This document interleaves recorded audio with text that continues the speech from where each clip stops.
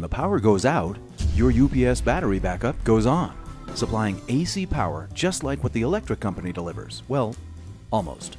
Normally, the current coming into your house goes up and down in a smooth sine wave. Most basic battery backups generate a rougher version of that current called a stepped approximated sine wave because it looks like, well, a step.